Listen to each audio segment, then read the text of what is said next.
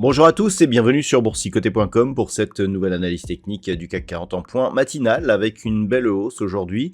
Je vais y revenir, techniquement c'est très intéressant ce qui se passe ce matin puisque nous avons donc un gap haussier qui s'inscrit.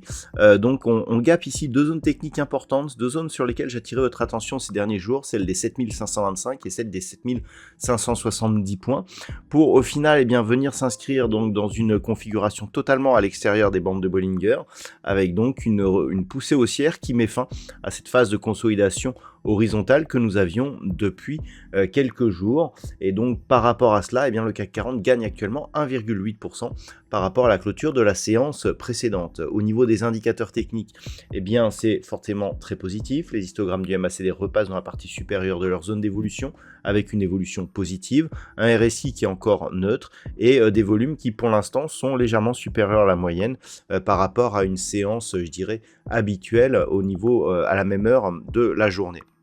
Donc par rapport à cela, on voit qu'une nette conviction ici est en train de se développer.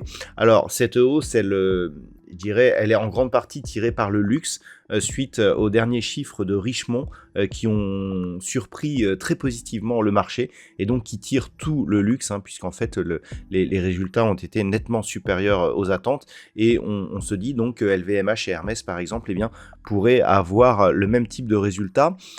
Au niveau du palmarès des valeurs, en fait, on ressent bien cette phase de cette poussée donc des valeurs du luxe puisque Kering gagne 8,87%, LVMH 8,63%, Hermès plus 5,63%, derrière Renault et L'Oréal sont sur des hausses proches de 3%, mais on voit bien ici que notamment Kering et LVMH sont sur des hausses très très fortes. Et au niveau des plus fortes baisses, on a tout de même Téléperformance qui perd 2,62%, Saint-Gobain moins 2%, ainsi que Veolia Environnement, derrière Bureau Veritas et Publicis Group sont sur des baisses inférieures.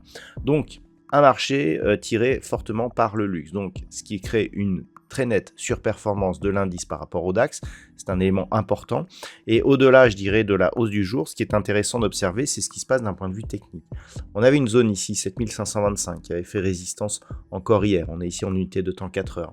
Et je vous disais que c'était sur rupture de cette zone des 7570 points, parce que c'est le point haut que nous avons connu suite aux résultats des élections, donc du côté des États-Unis avec l'élection de Donald Trump. Cette zone qui avait été résistance ici, qui est devenue support aujourd'hui, en tout cas à l'heure actuelle. Donc c'est un signal intéressant puisque on avait ici une configuration ou une espèce ligne d'eau ici aux alentours des 7525, puisque même si on était revenu chercher cette zone, globalement on était resté plutôt sous 7525. Ici pareil, on a été entre 7510 et 7525, et ici pareil. Le fait que l'on casse ici cette zone d'une manière aussi forte, avec un gap, ouvre des signaux techniques. Et donc ce qu'il va falloir surveiller, c'est justement l'éventuel comblement de ce gap. En fonction de la manière dont il serait comblé, on aurait des informations techniques donc sur la poursuite de l'évolution. Mais là, actuellement, le fait ici d'avoir cette zone avec une zone de support, puisque le point bas de la séance actuellement se trouve à 7567,67, donc globalement très proche de la zone ici des 7570 points, justement, le retour sous cette zone qui entamera le comblement du gap, là aussi nous donnera énormément d'informations puisqu'il y a zone technique liée au gap, mais surtout le fait que cette ancienne résistance pourrait maintenant devenir support. Donc c'est le niveau qu'il va falloir surveiller. Par rapport à cela, naturellement, on reprend un biais haussier aujourd'hui. Lorsque l'on observe ce qui se passe sur l'unité de temps 4 heures, on a depuis l'accélération ici, contact sur la bande de Bollinger supérieure, phase de consolidation où, à part, cette séance, On est bien resté au-dessus de la moyenne mobile 20 exponentielle qui s'est plutôt imposée comme zone de support. On confirme ici avec une nouvelle pression sur la bande de Bollinger supérieure. C'est donc très positif à tous les points de vue sur la hausse du jour. Et donc les prochains objectifs sont désormais un retour ici sur la zone des 7650 points, donc zone de point haut ici que nous avions connu au mois d'octobre de l'année dernière. Par contre, sous rupture ici des 7570 voire 7525 points, on enlèverait une grande partie de la conviction qui est en train de se forger aujourd'hui. Voilà donc ce que l'on peut dire sur cette analyse technique du jour. D'un point de vue purement macroéconomique, nous avons eu les chiffres du PIB de la Grande-Bretagne ce matin qui sont révélés légèrement inférieurs aux attentes.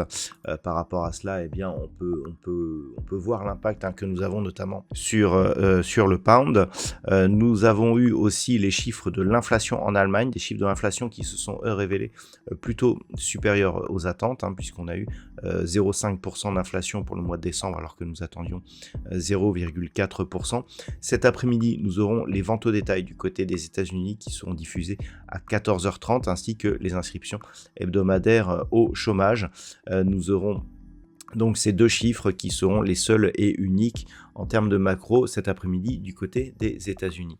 Voilà donc ce que l'on peut dire pour aujourd'hui. Je vous souhaite de passer une bonne séance. On se retrouve dès ce soir pour toutes les autres analyses techniques du site boursicoté.com.